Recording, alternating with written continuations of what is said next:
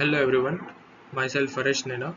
I am currently pursuing Masters in Construction Engineering and Management at SEPT University. I am going to present the In situ slum redevelopment project at Ahmedabad, Gujarat as a part of the Spring Semester Studio Construction Project Monitoring, Execution and Control. This project is developed under the PMAY Urban Slum Rehabilitation Policy 2013 using a PPP and turnkey contract types. The scope of the project includes design, build, finance, operate, maintain and transfer. The total project cost is approx 150 Cr and project duration is from June 2023 to March 2027. The project is brownfield project planned on the site area of around 31,678 square meter, which includes the 19 residential towers of G+7 floors and developed in the 4 phases of total 2,170 residential unit and 36 commercial shops. Transit accommodation support of 7,000 rupees per month is provided for the beneficiaries during the construction, and a corpus fund of 250 rupees per square meter of the built up area or 10% of the rehab cost is also provided for the maintenance. The main objective of the project is to provide safe and dignified housing and improve urban infrastructure and ensure better land utilization for the slum rehabilitation. This slide explains the labor planning carried out for the project execution. The monthly labor demands was analyzed from June 2023 to September 2028. The graph shows that the labor demand gradually increased as the construction activity progressed and reached at the peak demand of around 1503 workers during the September 2025. During this stage, Tower A to D were under the substructure and RCC work, Tower E to well under the major RCC and masonry works, while Tower M to S were under the finishing and waterproofing works. Because many activities were happening in parallel, so manpower demand became very high. The labor distribution chart shows that the helper found the highest workforce share at the 14.3%, followed by painter at 20.8% and masons at 16.3%. Productivity values were adopted using the CPWD guidelines and site observations for activities like RCC, masonry, plastering, painting, plumbing and electrical works. The total labor required for all types of tower estimated around 2,246 workers. Overall, overall proper labor planning helped in the efficient manpower allocation, better productivity management, and smooth project execution. This slide explains about the labor welfare and safety facilities planned for the project workers. The labor colony layout was planned based on the total peak labor demand, out of which 720 workers required the accommodation facilities on the site. So the facility includes the separate dormitory rooms and the family accommodation blocks, supported by the daycare, laundry, kitchen and dining areas and the sanitation facilities. Minimum living space and proper ventilations were considered according to standard norms. For attendance management, the manual attendance system were proposed because the frequent variation in the subcontractors' labors and changing workforce at the site. Attendance was recorded through muster rolls and supervised daily for the wage and overtime calculations. And all the insurance are considered as per the BOCW Acts, and the proper sanitation, hygiene and drinking water facilities were planned as per the statutory norms, with the estimated drinking water requirement around 2,500 liters per day. Worker protection measures include the mandatory PPEs, safety harnesses, induction training, and safety signages across the site. Overall planning focused on the improving worker safety, welfare, healthy living conditions at the construction site. So coming to the cost and tools of quality, the slide explains about the cost of the quality management and quality control practices adopted in the project. Prevention costs include the quality management personnel, documentation development, audits, QC laboratory setup, and laboratory equipments. The total prevention cost is around 12.9 lakh rupees. Appraisal costs include the calibration of the equipments, external audits, quality control staff for the testing of the material, inspection of the activities, and documentation maintenance. The total appraisal cost is around 1.27 Cr, showing the major quality expenditure is focused on the inspection of the activities and testing of the material. The slide is also present the non-conformity case related to cube test failure in the block ground floor columns. 12 columns with the total concrete volume of 6.48 cubic meters are affected, and the total rectification cost is approximately 73,970 rupees. The major root causes identified as a excess water addition, batching plant errors, and improper compaction. This analysis highlights the importance of the quality inspection, skilled supervision, proper concreting methods, and continuous monitoring to reduce the defect and reworks. Coming to the tools of the quality, control charts are one of the important quality control tools used in the construction projects. It helps to check whether the construction process is stable and quality remains within the acceptable limits during the execution. For the analysis, concrete cube strength values are taken from the cube register maintained at the site for the January 2025. Total 26 number of samples are considered, and average strength of values and range values were calculated for the each sample set. And statistical constants are used to calculate the upper control and lower control limits for the charts.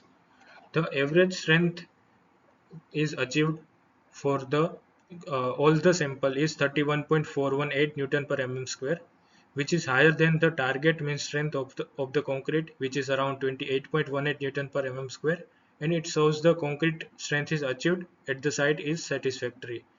In the X bar chart, the upper control limit is around 31.494 Newton per mm square, and lower control limit is 28.342 Newton per mm square.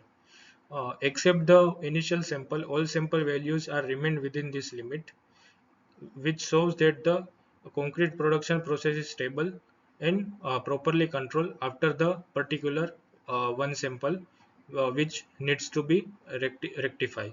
The R chart is used to check variation between the sample results. So all the range values are remained below the upper control limits, which is a 7.74, which means that the variation in the concrete strength is within the acceptable limits. Overall control chart confirms the consistent concrete quality and proper quality control during the execution. So coming to the job hazard analysis, in this slide, the major construction hazards are identified during the site visit are explained. The first part shows the possible fire hazards during the steel cutting work at the N block ground floor. During the machine setup and cutting operations, the sparks were spreading freely near the debris and combustible materials, which increased the chances of the fire and electrical accidents. Hot steel pieces were also handled immediately after cutting without any PPAs, so it created the risk of the secondary ignitions and burns. The slide also shows the fuel storage area where diesel were stored inside the enclosed room along with the clothes, nets, and combustible materials without proper ventilation or segregations. These conditions lead to fires and vapor accumulation and explosion risk. Next is the electrical hazards were identified on the side. Damaged cable were laying directly on the rough concrete floors and around the reinforcement steel. So continuous movement of the workers, material and equipment may cause the insulation damage and increase the risk for the short circuit. So also overloaded distribution boards without proper protection were also observed. The last section explains the fall from height hazards. Workers were seen working near the slab edges, opening without proper harnesses and on or safe platforms, lift shaft, staircase, and incomplete scaffolding and slippery surface increase the risk of the falling accident. Overall, this analysis shows the proper inspection, safe wiring system, protected storage areas, and work at height with the safety measures are very important to reduce the accident and maintain the safer construction site. So based on the previous slide in which the all possible hazards are identified, out of which in detail job hazard analysis are done for the two activities. The first activity is steel cutting work carried out at the end block ground floor, which include the different steps like machine setup, power connection, cutting process, post cutting handling were studied. And major hazards for the each sub-activities are identified, which include the loose electrical connection, high temperature sparks, and combustible materials. This condition can lead to short circuit, fire outbreaks, and insulation failures.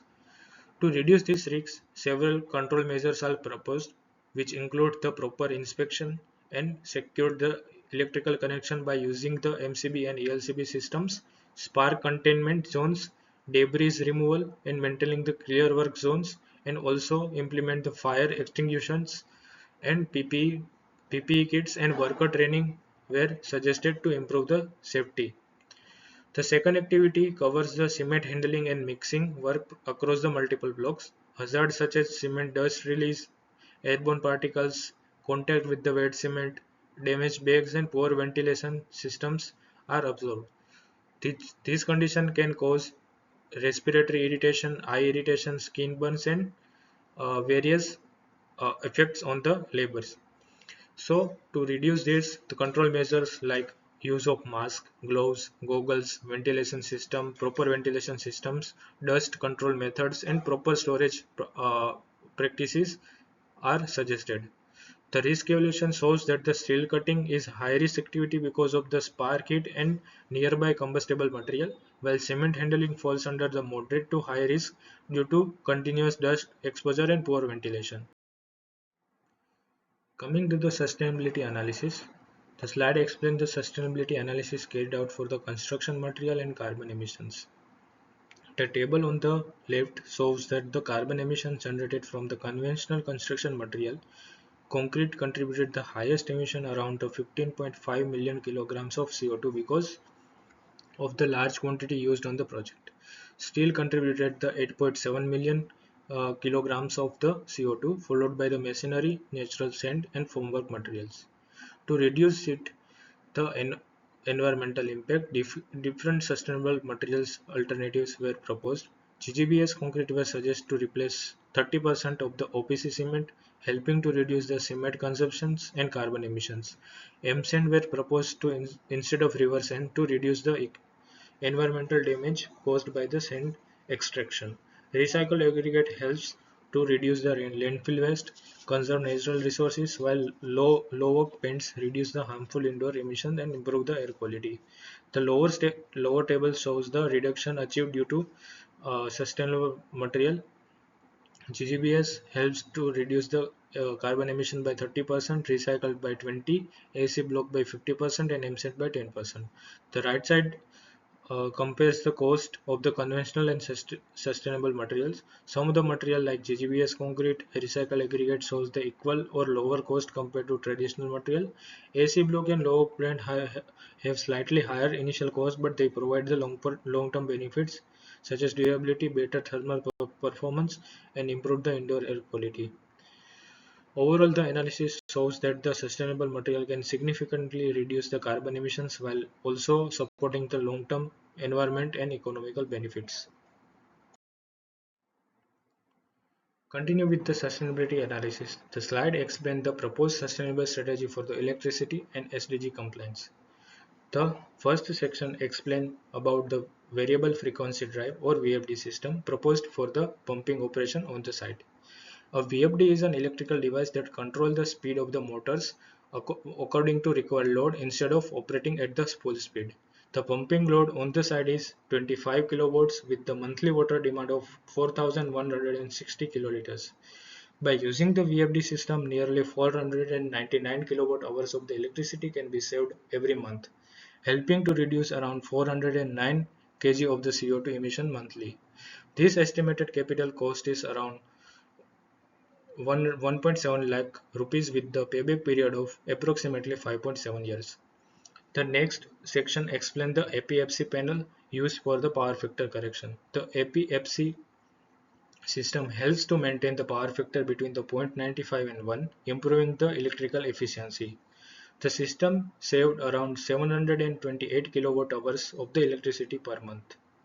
The middle section represents the solar PV calculation. The total temporary roof area available on the site is 312 square meter, out of which 70% is considered usable for the solar installation. Based on this area, the solar PV system of around 21.8 kilowatt capacity is proposed. This system can generate nearly 89.9 kilowatt hours of the electricity per day and 2697 kilowatt hours per month, helping to reduce dependency on the grid electricity and lowering the carbon emissions. Together, VFD and APFC system can save around the 1227 kilowatt hours of the electricity every month. The table on the right explains how the project supports the sustainable development goals with the worker accommodation, safety measures supports decent work environment and workers well-being. Sanitation and drainage facility supports clean water and hygiene. Waste management and reusable infrastructure supports sustainable communities and responsible resource use. Fresh air facilities and recreation spaces also help to improve worker welfare and social well-being.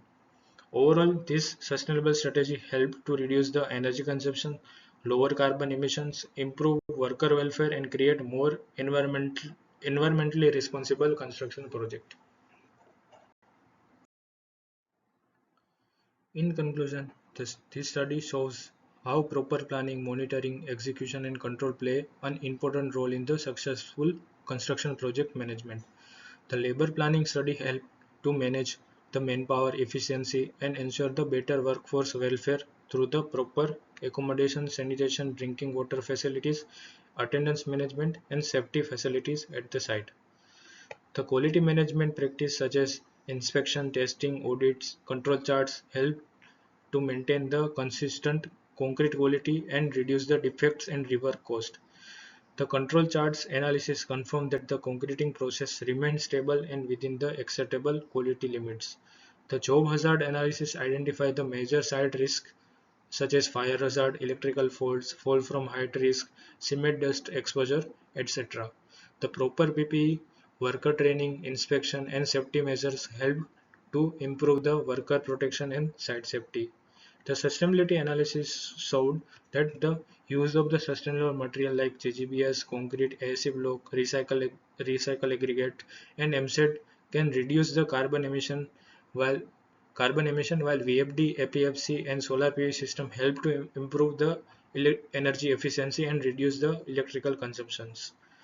Overall, the study demonstrates that integrating the labor management, quality control, safety practice, and sustainability strategy help to achieve the safer, more efficient, cost-effective, and environmental responsible project execution. Thank you.